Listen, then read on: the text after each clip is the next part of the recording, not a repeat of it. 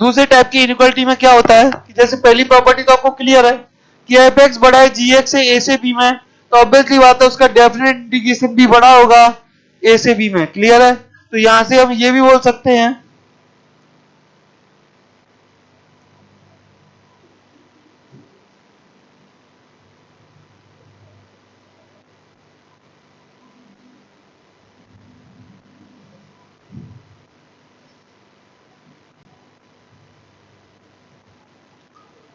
क्या करें। चलो तो अब यहां से ये भी बोल सकते हैं I1 is greater than I2।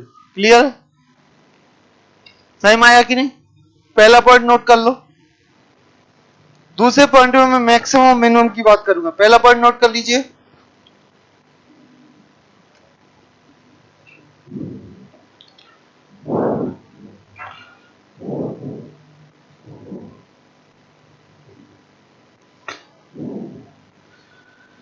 पहला पॉइंट नोट कर लो।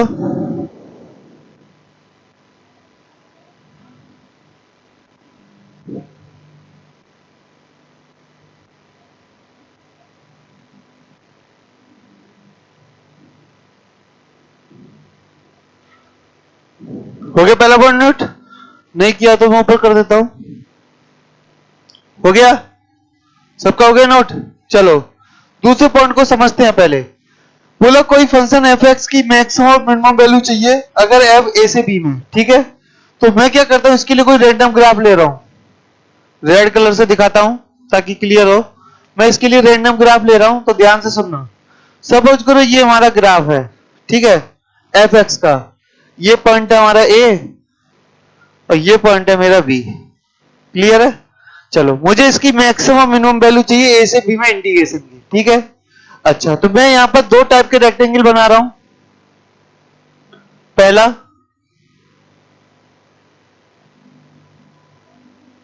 दूसरा। ठीक है?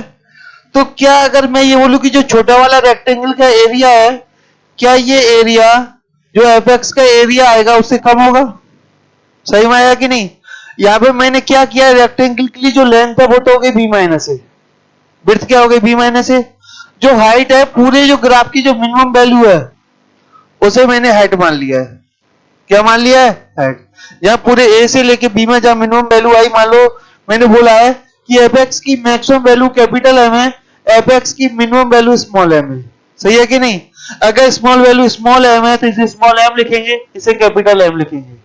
तो मेरा बोलना है कि जो एफ एक्स ये है, इसका एक्स एक्सिस के साथ जो एरिया आएगा वो बी माइनस ए इंटू स्मॉल एम से ज्यादा आएगा और बी माइनस ए इंटू कैपिटल एम से कम आएगा। तो मैक्सिमम वैल्यू होती है बी माइनस ए इंटू कैपिटल एम। क्योंकि ये बड़ा वाला रेक्टेंगल दिख रहा है, देख सकते हो, इसमें ये वाला एरिया एक्स्ट्रा आ गया। आया है कि नहीं आया? तो जब भी आपको किसी भी ग्राफ का ए से बी में मैक्सिमम वैल्यू पूछे तो क्या करना है, बी माइनस ए तो विड्थ हो गई रेक्टेंगल की, उस फंक्शन की आपको मैक्सिमम वैल्यू निकालनी है। इसके लिए आपको मैक्सिमम मिनिमम नाम की चीज पढ़ाई गई है। अरे पढ़ाई गई है कि नहीं?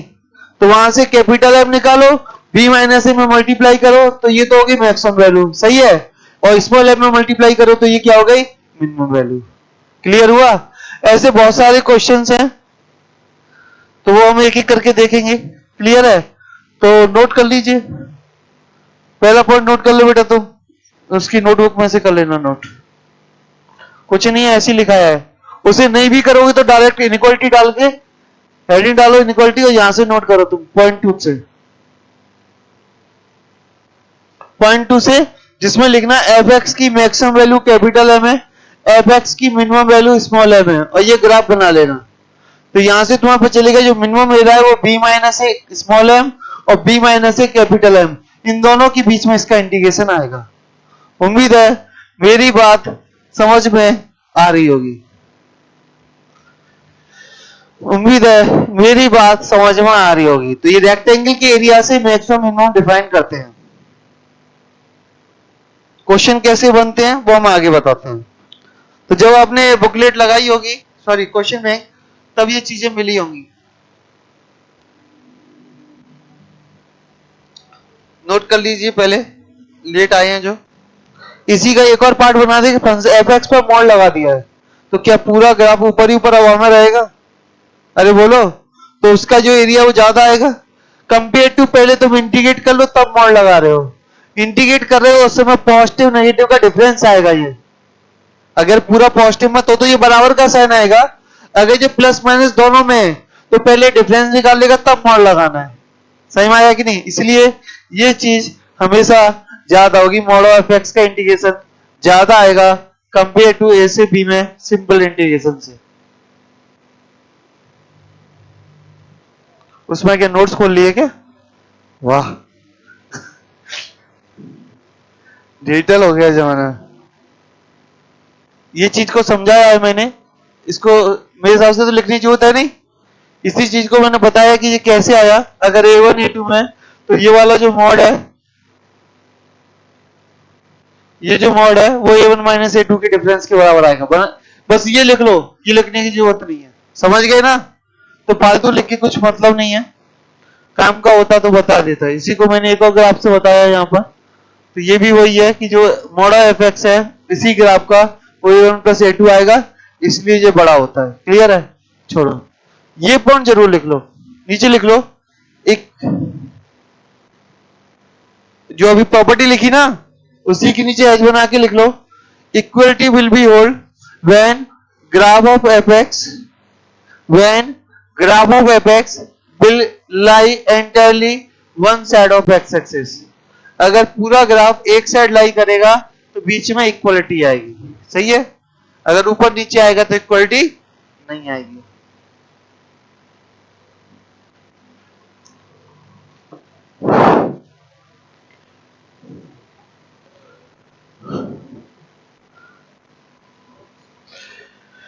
चलो, क्लियर हो गई थ्योरी? किसी को डाउट? दो तीन चीजें बताई, फिर से बता देता हूं। पहली, अगर एफ एक्स जी एक्स से बड़ा है तो ऑब्वियसली बात है उसका इंटीग्रेशन जी एक्स से बड़ा आएगा।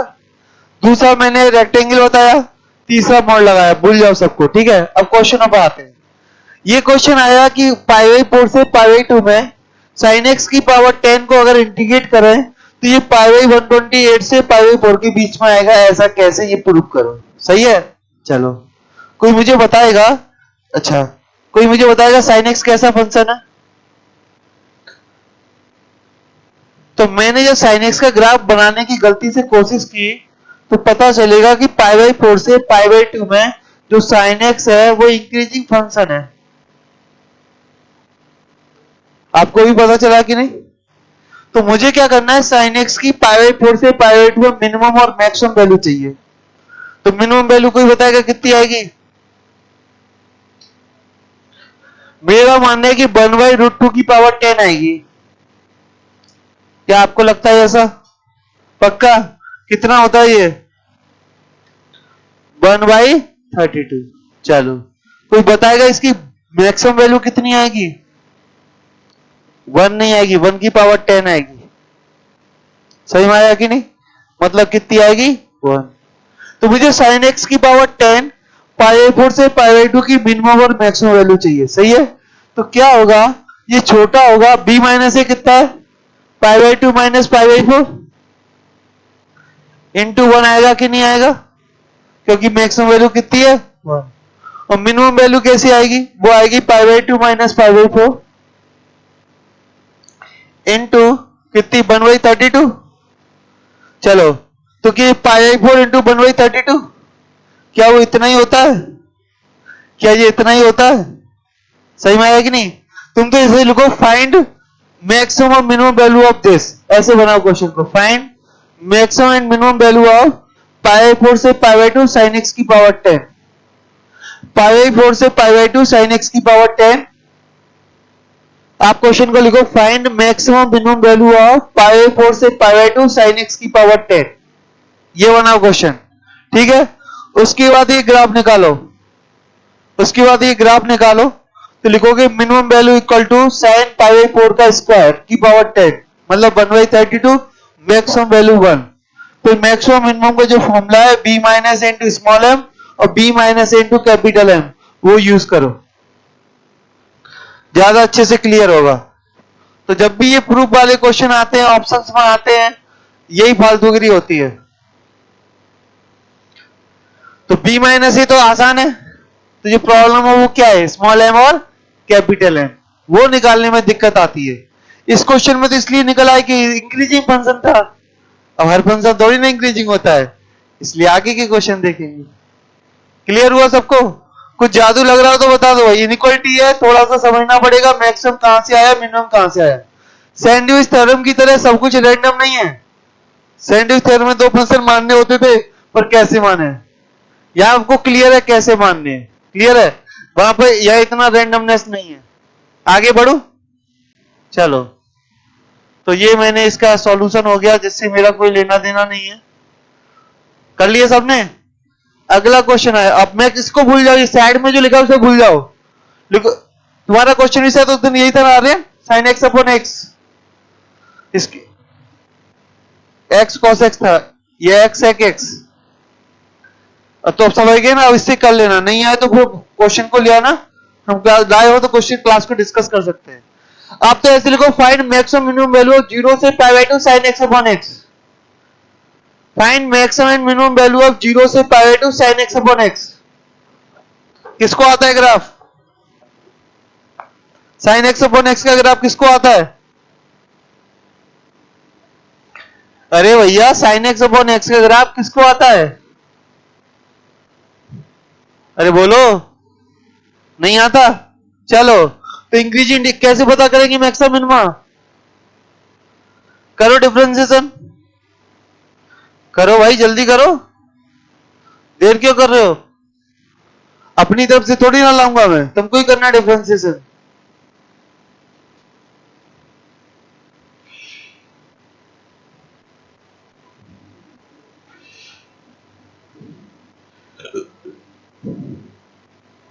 देखो भाई, ऐसा आ गया? अरे आ गया कि नहीं? अरे कुछ तो बोलो। बराबर क्या लिख दूं, x बराबर, सही, बराबर 0। तो यहां से आ जाएगा मेरे हिसाब से 10x बराबर x। कहां पर होता है 10x बराबर x? और भी होता है, पाई बाय 2 के बाद जाएगा पक्का, और पाई बाय 2 से पहले आ गया तो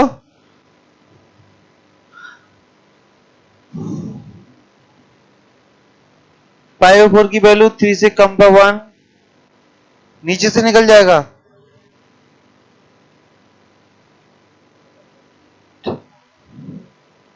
और 10x ग्रेटर देन x होता है, तो 10x ग्रेटर देन x होता है तो क्या होगा, 10x ग्रेटर देन x होता है तो क्या ये चीज नेगेटिव आएगी?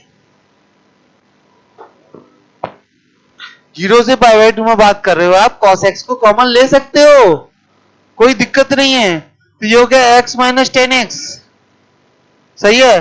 और तुमको बताया गया है कि x is greater than 10x, sorry 10x is always greater than x, ये तुमको बताया गया है।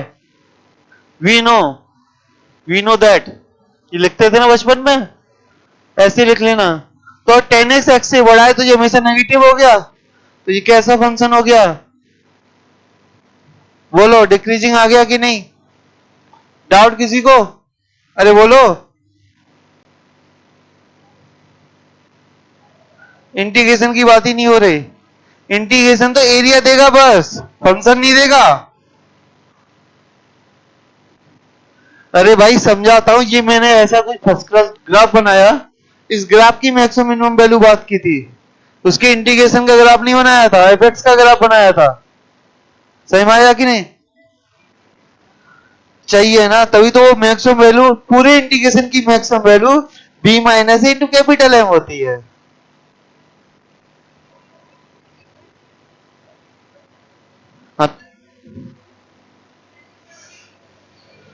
हरे कृष्णा,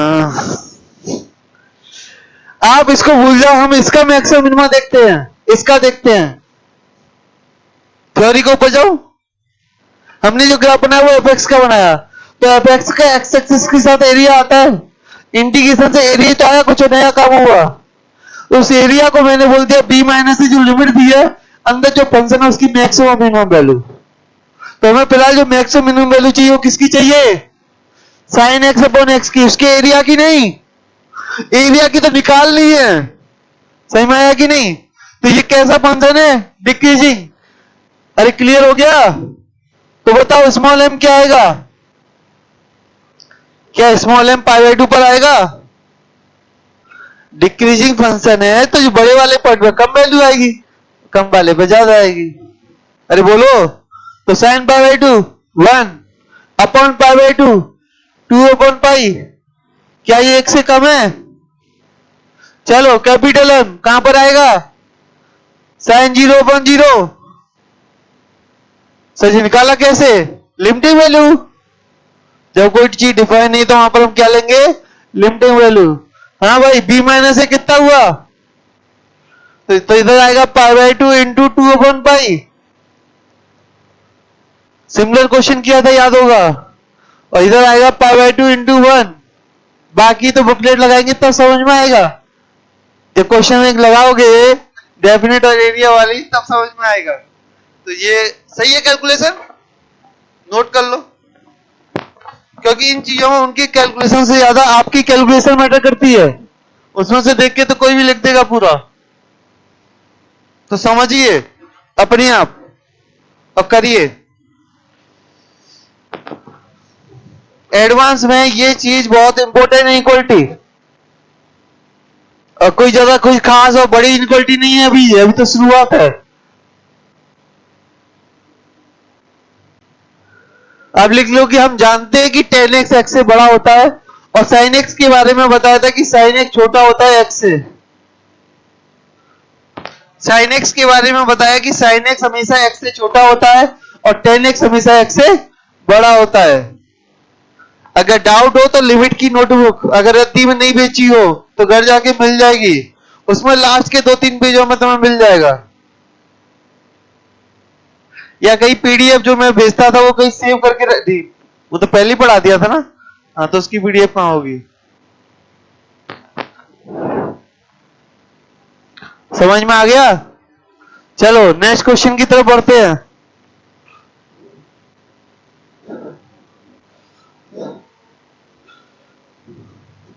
इसका सॉल्यूशन निकाल दूं ऐसे ही?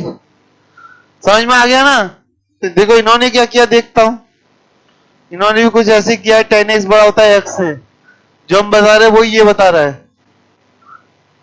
तो एफ एक्स नेगेटिव तो sine x greater than sine x J this वही फालतूगिरी की है जो हमने बताई। चलो नेक्स्ट क्वेश्चन आपके लिए।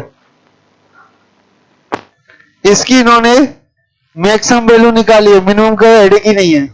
करो। तो नोट कर लीजिए इसमें कि एक्स स्क्वायर एक्स से छोटा है, दोनों साइड इंटीग्रेट कर दिया और आंसर आ गया। तो हमें दोनों तीनों टाइप आने चाहिए कि कब कौन सा लगेगा, वो धीरे धीरे प्रैक्टिस से अपने आप समझ में आएगा। e-1 खुद ही दिख रहा है कि upper limit lower limit put करके आया होगा e की पावर x में, तो वहां से हम एक आइडिया ले लेंगे। नोट हो गया? आगे बढ़ू। चलो अगला question. dx upon 4 minus x square x की पावर 5 1 अपॉन रूट के अंदर 4 minus x square plus x की पावर 5।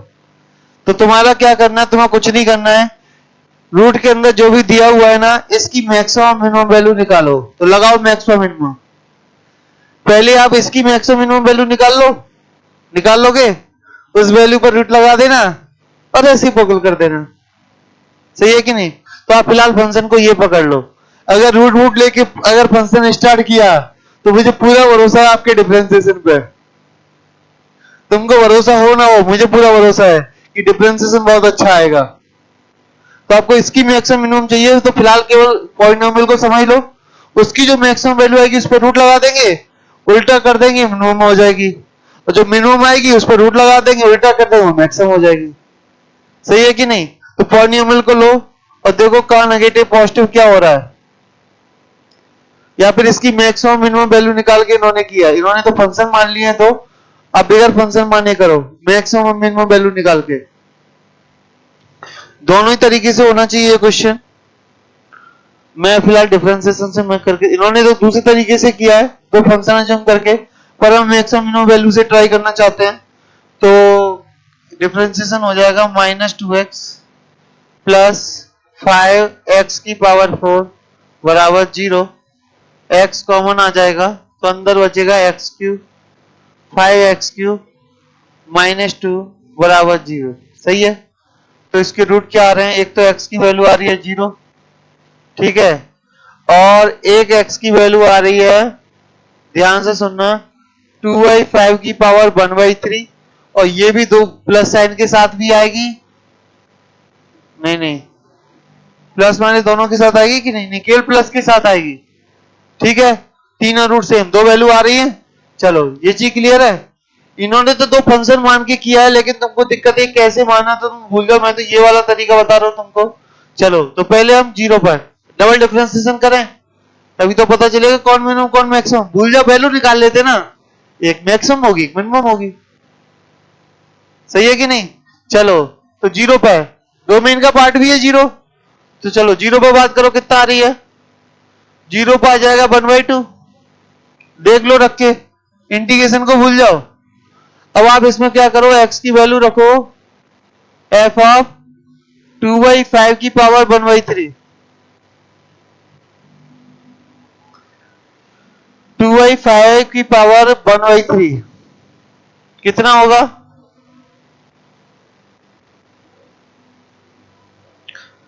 डबल डिफरेंशिएशन किया तो -2 प्लस 20, जान दो उसको, तो कितना आएगा इस पर, √1 आवाज ना करे प्लीज, 4 माइनस एक्स स्क्वायर, तो ये अंदर बचेगा 4 माइनस एक्स स्क्वायर कॉमन ले लिया तो 1 minus x cube, 1 minus x cube ले तो 1 माइनस 2/3, 1 माइनस 2/3 वो 2/5, 1 माइनस 2/5 कितना होता है 3/5, तो यहां पर आ जाएगा 3/5, और एक्स स्क्वायर की वैल्यू, तो यहां से तो कुछ अटपटी वैल्यू आएगी, 1 पे वैल्यू निकालो कितनी आ रही है, तो 1 पे वैल्यू आ रही है 4 माइनस 1 3 प्लस 1, वही 2 निकल के आ रही है, 1/2 निकल के आ रही है, सही है, सही है ना। अच्छा ये ग्राफ कैसा रहा होगा, पहले तो उसकी ये समझ लेते इंक्रीज इंक्रीजिंग कैसे रहा होगा, ठीक है। चलो तो यहां पे देखो इसको ध्यान से,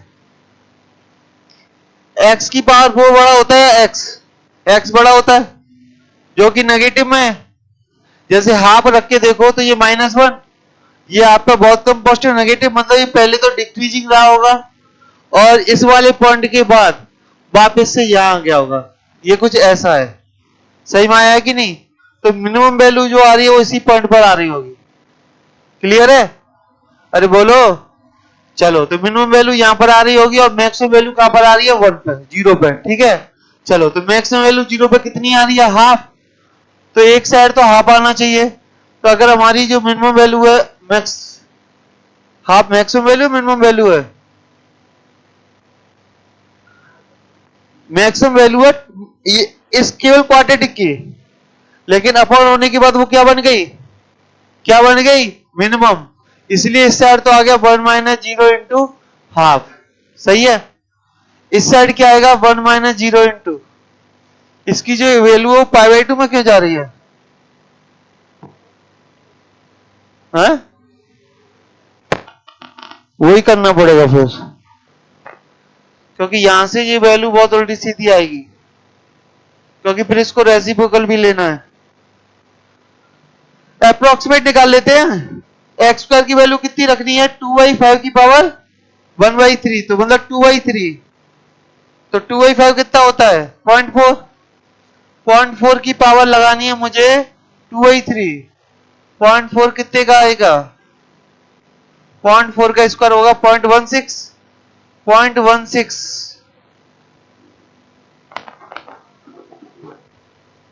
बहुत रैंडम हो जाएगा,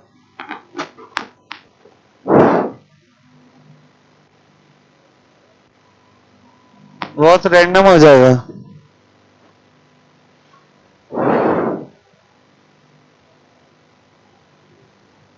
मिनिमम वैल्यू तो आ रही है इससे, इसमें तो कोई डाउट नहीं है, बहुत रैंडम हो जाएगा, यही कर लो फिर, और क्या है।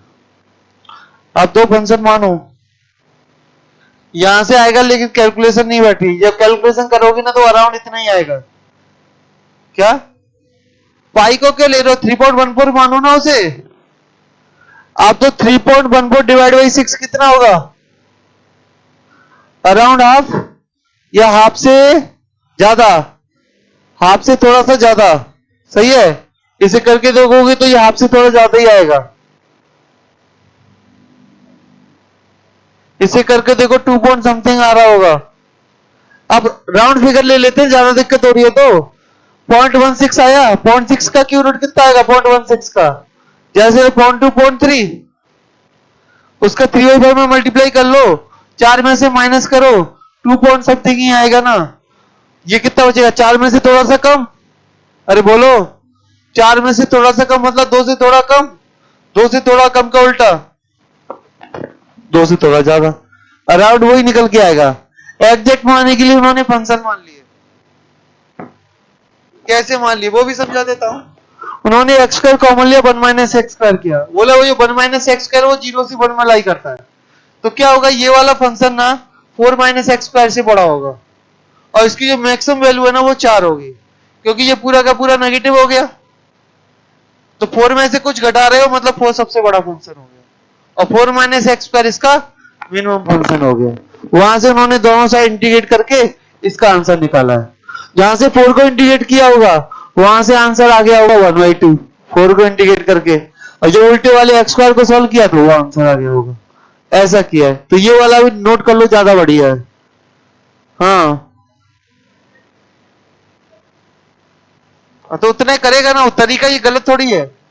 तो क्या है कि उन्होंने एग्जैक्ट π/6 लाना है तो आपको x का फंक्शन ही मानना पड़ेगा, वरना π/6 यहां से तो आने से रहा, π/6 यहां से तो नहीं आएगा।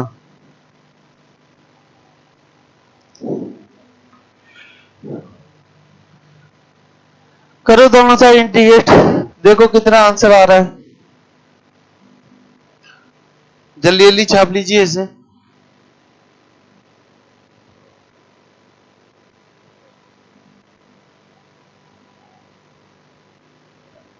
जो घर पे बैठे उनके पास पीडीएफ है, वहां से छाप सकते हैं। चलो अगला हेडिंग, इसकी शुरुआत में बहुत सारा ज्ञान दिया हुआ है। इस ज्ञान कभी था बोर्ड में, कभी था मतलब आज से 6-7 साल पहले बोर्ड में इसके क्वेश्चन आते थे, तभी बस मैं ओरली समझाऊंगा, नोट करने की जरूरत नहीं है, ठीक है। समझना क्या ज्ञान था समझा देता हूं बस। एरिया थोड़ा बहुत तो देखना आता है ना। ये आपका ग्राफ है, आप पहले ये समझो, ये आपका ग्राफ है, ये आपको ग्राफ दिख रहा है, ठीक है। बेसिकली क्या इंटीग्रेशन आया कहां से? इंटीग्रेशन का मतलब पता है, सम करना होता है। ये स्टार्टिंग से बोलता आ रहा हूं, लेकिन इंटीग्रेशन में ऐसा कभी हुआ नहीं कि 2 नंबर ऐड करने हैं, सही बात है ना। तो इंटीग्रेशन का मतलब बताया सम, सिग्मा का काम करता है, सम करता है चीजों को। तो ये एरिया कहां से देता है? ये छोटे छोटे एरिया को ऐड करके बड़ा एरिया बनाता है। सपोज करो ये तुम्हारा कर्व है, जो ऊपर दिख रहा है वो क्या है? ये तुम्हारा कर्व है। अगर ये तुम्हारा कर्व है ए से बी में, तो इसके एरिया 2 तरीके से काउंट कर लेता। हमने इसको क्या बहुत सारे छोटे छोटे एरिया में काउंट किया।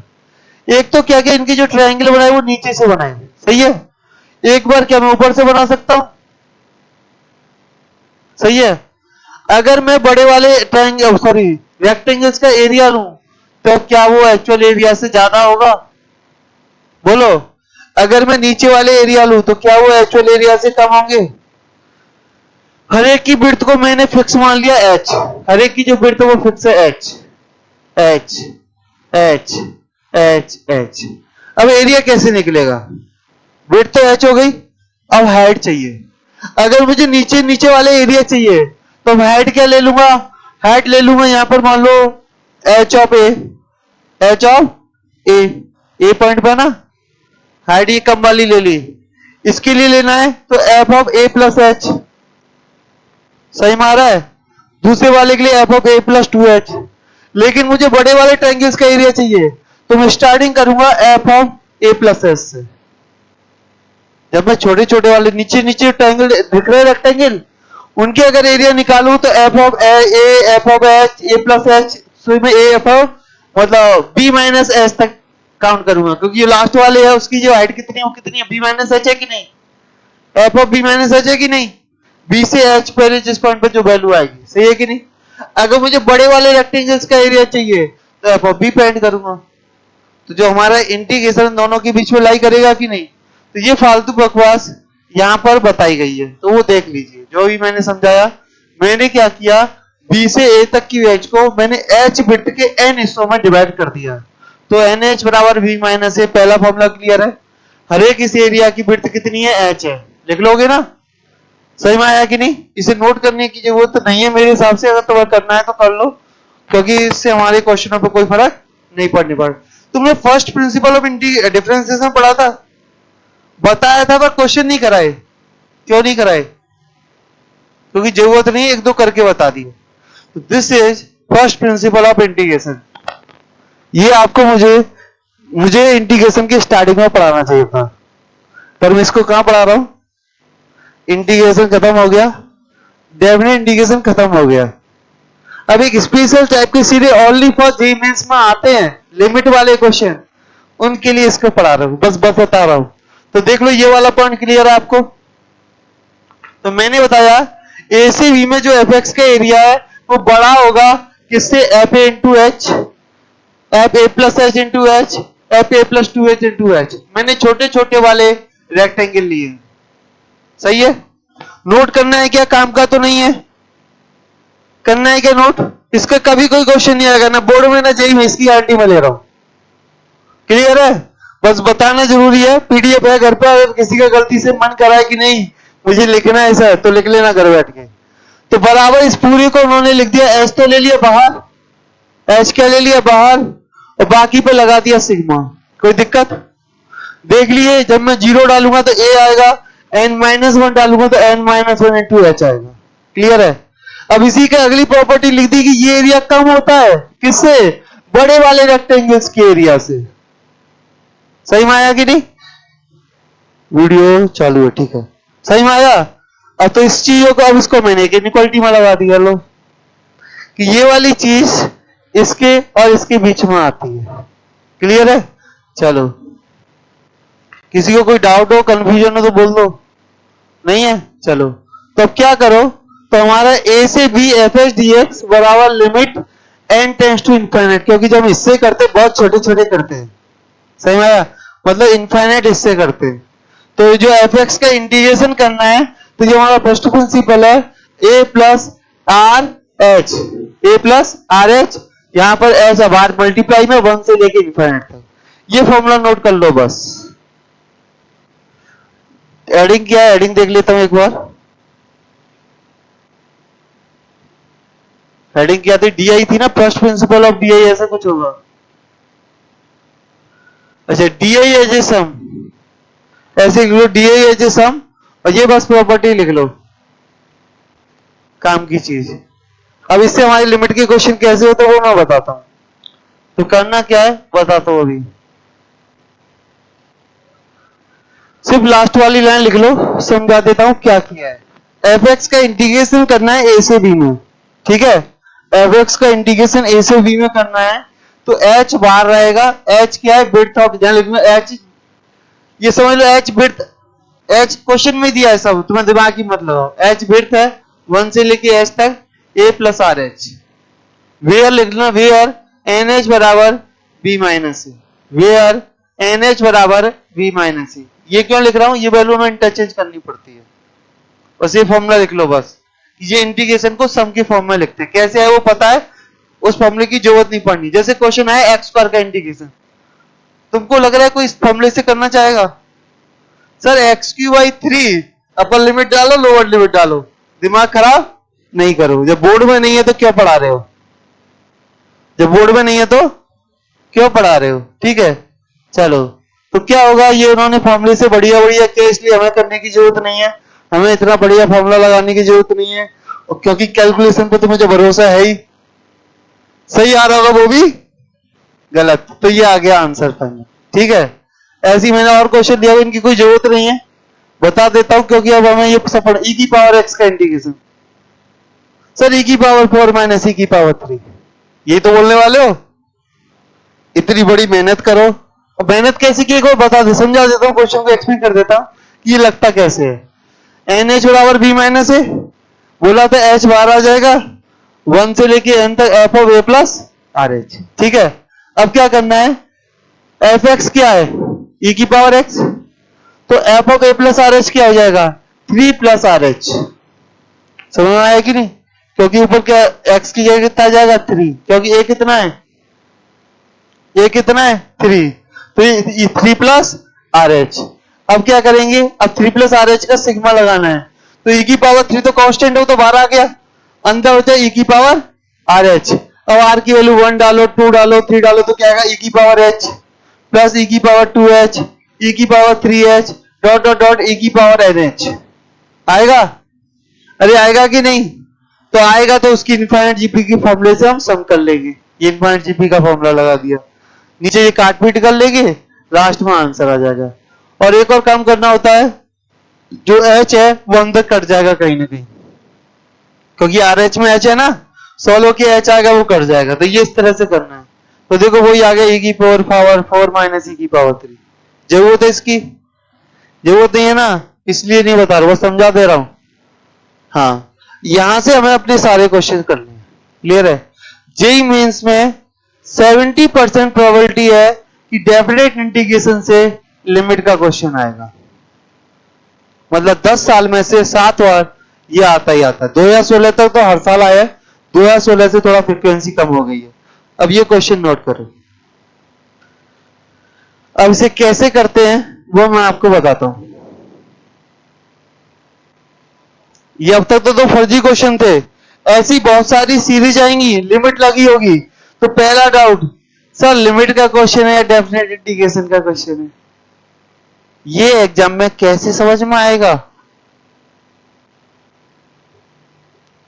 समझ में आया? ये लिमिट का क्वेश्चन है इंटीग्रेशन का?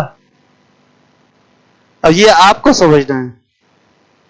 ऐसे आपके 8-10-6-500 क्वेश्चन मैं करा रहा हूं, ध्यान से हर एक क्वेश्चन को देखते रहिए कैसे करते हैं। बहुत इंपॉर्टेंट टाइप है ये, समझ लो इसको।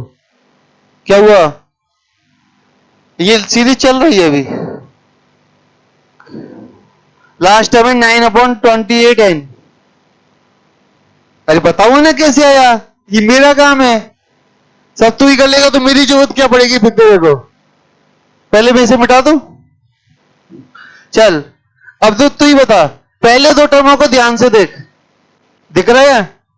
भूल जा लास्ट वाला टर्म कैसे है, तेरे को ये चलना है। तो पहले मैं सबसे पहला काम हमें टीएन निकालना है। क्या निकालना है? टीएन। चाहे वो लिमिट के अंदर का क्वेश्चन है डेफिनेटली, पहले टीएन निकालते हैं। चल भाई, 1 का स्क्वायर 2 का स्क्वायर, तो क्या आएगा? क्या आएगा? एन स्क्वायर आएगा। कोई डाउट तो नहीं है तेरे को? नहीं है। चल N Q plus N Q plus, तो यहां के एन क्यू प्लस लिख दू, कोई दिक्कत? अच्छा, 1 का क्यू 2 का क्यू, तो यहां कितना लिख दू? लिख दू? कोई डाउट तेरे को? नहीं। अब तू बता। अच्छा मैं एक काम करता हूं, टी आर लिख लेता हूं ना तुम्हारी मर्जी के लिए। तो ये तुम्हारे हिसाब से आया N square upon N Q plus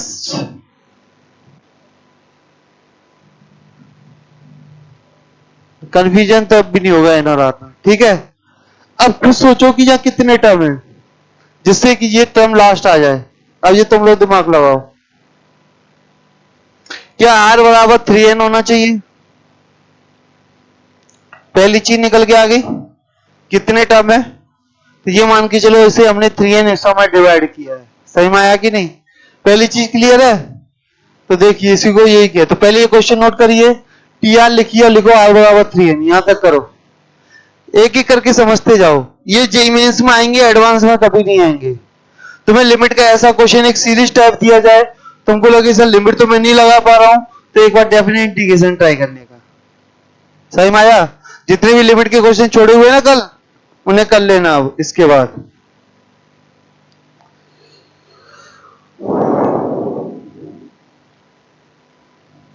note करो, टी आर बराबर दिस, आर बराबर 3n। यहां तक आ गया? अरे बोलो। हाँ, तो बेसिकली यही बात मैंने बताई कि ये बेसिकली ऐसे आया है। तो टोटल सीरीज में टर्म कितने हैं? 3n। सही है? चलो, तो 3n टर्म है, ये समझ में आ गया।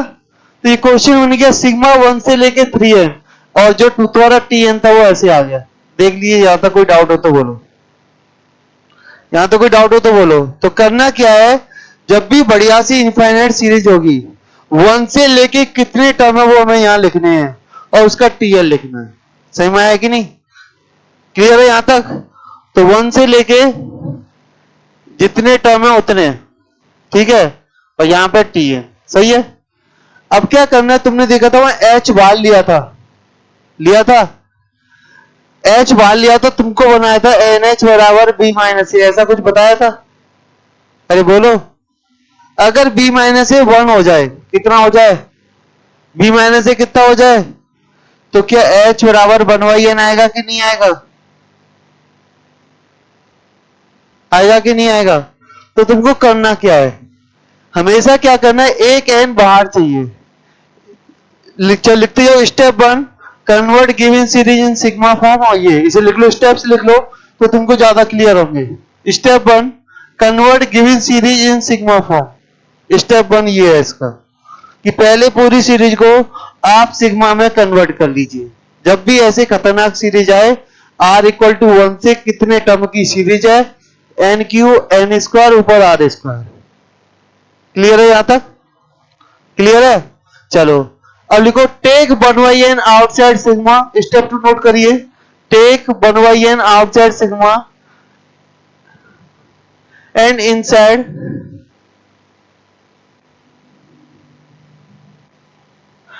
Inside sigma club R N N in form of r/n। ये कुछ भी नहीं है, ये सब फालतू है, चारों टर्म ये नहीं है। Sigma club r/n in form of r/n, मतलब एक एन बाहर लेने के बाद पूरा का पूरा r/n का फंक्शन बनना चाहिए। किसका फंक्शन बनना चाहिए? r/n का। नहीं बनना है तो बनाओ।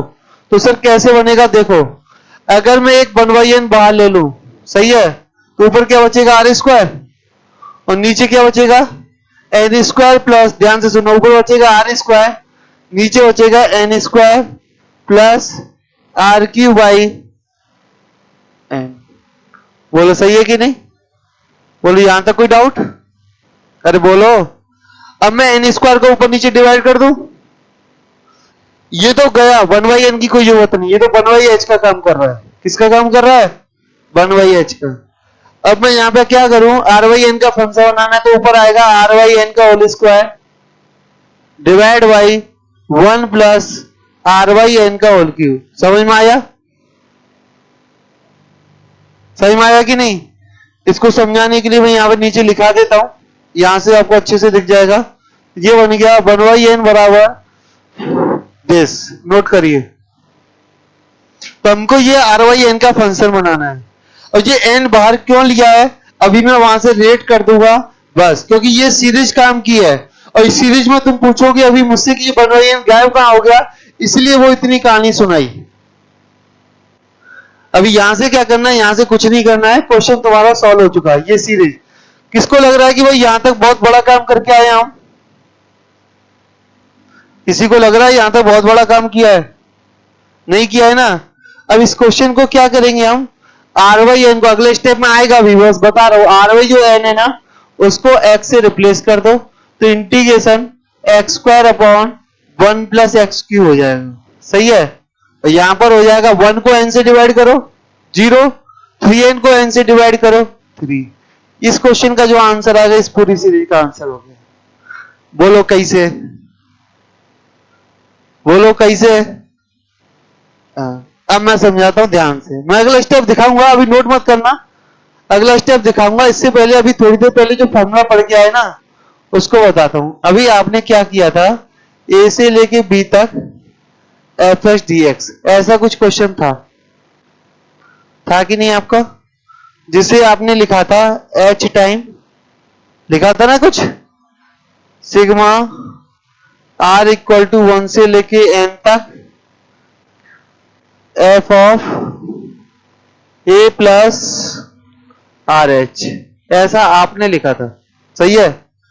बस इसी कहानी को समझाने के लिए इतनी देर से वो थोड़ा सा पढ़ाया, जिसकी कोई जरूरत नहीं थी, ताकि यहां पे ये इंटरलेट कर सकूं, ताकि आपके दिमाग में ये ना रह जाए कि ये 1/n कहां गायब हो गया। तुम्हें ये तो डाउट है मेन कि चलो सर इसे x मान लिया ठीक है, पर ये कहां गया, है ना?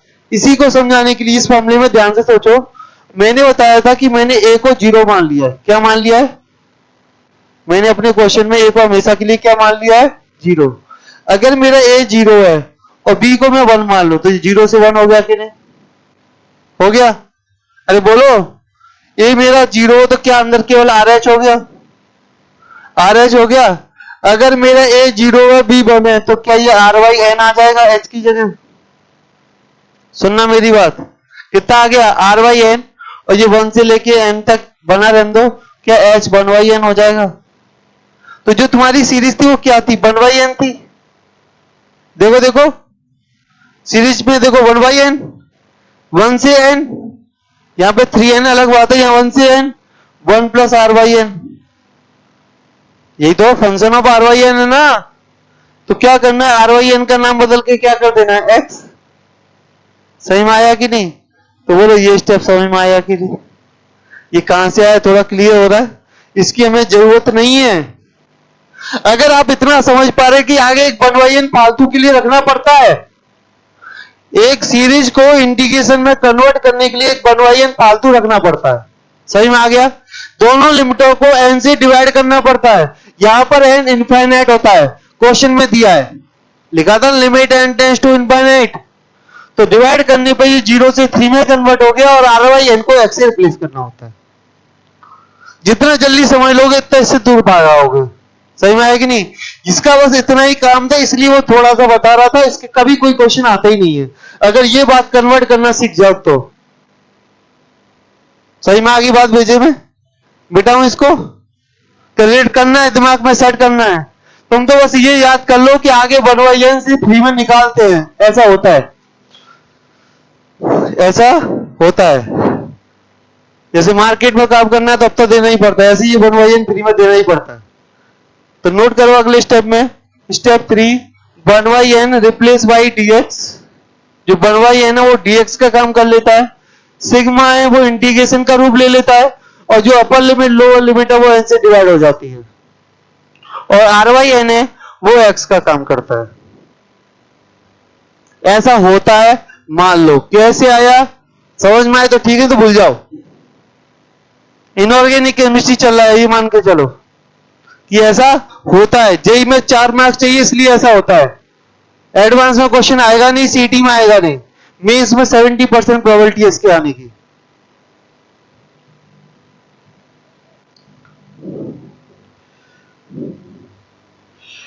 तो ये तुम्हारा क्वेश्चन बन गया x स्क्वायर अपॉन दिस 0 से 3 dx। आंसर निकालो। तो उम्मीद है यहां तक आपको पूरा समझ में आया होगा इस क्वेश्चन को। अगले क्वेश्चन में ये सब चीजें आप खुद लगाओ, भूल जाओ सॉल्यूशन को। मैं कैसे गायब करूं सॉल्यूशन को, सही में नहीं आया तो अपने आप ट्राई करो। ये क्वेश्चन को ट्राई करो, सॉल्यूशन को मत देखो। तो यहां से हमने ये tn निकाला, r की वैल्यू 4n के इक्वल हो जाएगी, तो 1 से लेके 4n तक, क्योंकि यहाँ 2√n का मतलब क्या है? √4n। क्लियर है? तो इंटीग्रेट कर लो 0 से 4 में, आपका आंसर आ रहा होगा। तो इसका आंसर आ जाएगा, नहीं निकाला गया है, आपने निकाल लिया ना, 2 आया होगा। √x का x की पावर 3/2, 2 की पावर 4 की पावर 3/2 तो 8, और 0 पे 0 नहीं, 8/3/2 कुछ तो आया होगा ना। कितना आया है? सबका 16/3 है। बहुत बढ़िया, जो वीडियो देख रहे हो वो नोट कर लो, 16/3 आंसर है। मेन कंसेप्ट सीखना है। चलो इसमें मेरे पास मौका है, अब ट्राई करो इसको। तो ये क्वेश्चन आपको पहले से सिग्मा फॉर्म में करके दिया है, यहां से n बाहर निकाल लो, तो ये बन जाएगा RYN sec square RY this, तो x sec square x square. वाह, इसमें भी इन्होंने आईलेट लगा दिया। तो आपकी मर्जी है, चाहे तो आईलेट लगा लेना, चाहे x स्क्वायर को t मान लो, x आ गया 1/2 आगे आ जाएगी। x स्क्वायर को t मानने से लिमिट में कोई फर्क नहीं पड़ेगा, x स्क्वायर को t मानने से लिमिट में कोई फर्क नहीं पड़ेगा। 0 का 0, 1 का 1। कर लीजिए, हो गया नोट, आंसर आ गया। विनय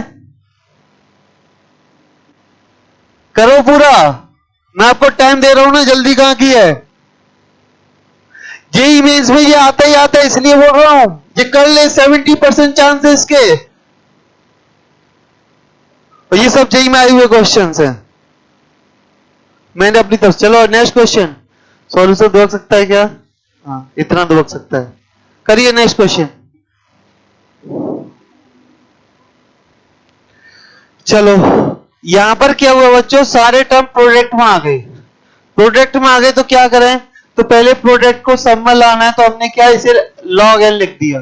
कोई दिक्कत? log l बराबर था, log l बराबर लिख लिया। तो क्या होगा, जो पावर है ऊपर 1/n वो आगे आ जाएगी और पूरे के आगे log लग जाएगा। log में हमने प्रॉपर्टी पढ़ रखी है कि जितने भी मल्टीप्लाई में सब अलग अलग हो जाएंगे, तो ये इस तरह से डिवाइड हो जाएंगे। log n+1 divide by n, जितने भी जो n की पावर n है ना, सबको अलग अलग n पे चली जाएगी और सारे जितने भी टर्म मल्टीप्लाई में ना, सारे प्रोडक्ट में आ जाएंगे। n+2 divide by n dot dot dot dot dot dot dot log n+1 या n+r डिवाइड बाई n, ऐसे लिख सकते हो। अब इस वाली सीरीज को कैसे लिखे, 1/n तो 1/n रहेगा, यहां सिग्मा लग जाएगा log n से n 1 बार डिवाइड होता है तो 1/n बन जाएगा r/n, और r की वैल्यू हो जाएगी 1 से लेके n तक। यहां पर n+n ही लिखो, r मत लिखो। यहां तक समझ में आया कि नहीं? पहला काम, जब भी टर्म मल्टीप्लाई में तो अच्छी बात है log ले लो दोनों साइड। सारे सब में बदल गए, सिग्मा भी आ गया, 1/n बार 3 में भी आ गया। अब क्या करना है, log l बराबर जो वैल्यू आएगी या इंटीग्रेशन से वो log l की आएगी। इंटीग्रेशन का साइन 1/n तो फ्री में जाता है, 1 को डिवाइड किया 0, n को डिवाइड किया 1, सही में आया। और क्या हो गया, log 1+x। याद है इसका आंसर? नहीं याद है? नहीं याद है तो आगे 1 1 लगा के आइलेट लगा लो, तो वहां से आ जाएगा फर्स्ट फंक्शन ऐसे का ऐसा, सेकंड का इंटीग्रेशन बोले तो x log 1+x ऐसे आ जाएगा।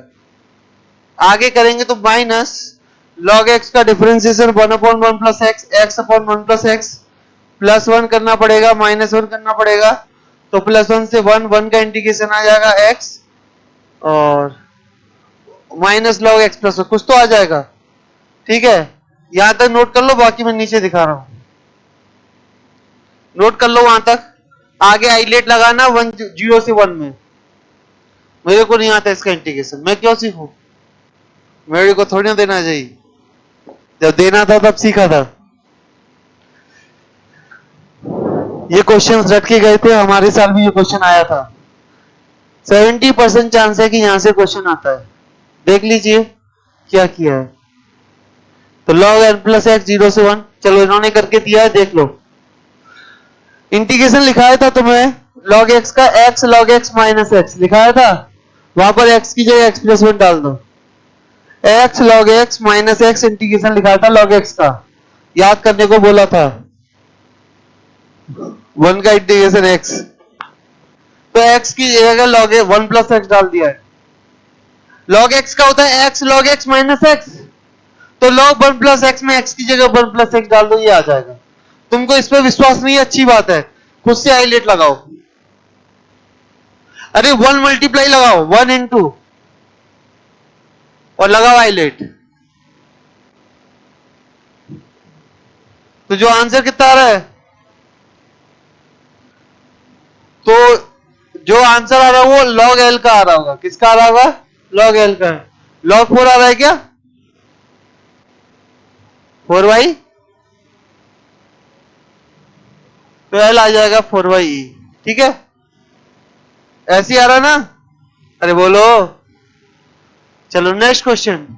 अच्छा इतनी सारी काटपीट की है, ट्राई करो। नेक्स्ट क्वेश्चन अब आए नहीं, नोट कर लीजिए इसका सॉल्यूशन। प्रॉपर्टी 4 से इसका बढ़िया बढ़िया आंसर आ जाएगा। यहाँ की बात शॉर्टकट लगा लीजिए। इन्होंने देखो, आप ये सब मत करना। 2 1 5/2 5/4 आंसर। अगर आपको हाँ बोर्ड का पेपर होता तो आप ऐसे करके आइए, बड़ी मेहनत से 5/4 लाके दिखाइए, ताकि बोर्ड वाले पे क्लेम कर सको कि ज्यादा से मार्क्स आए।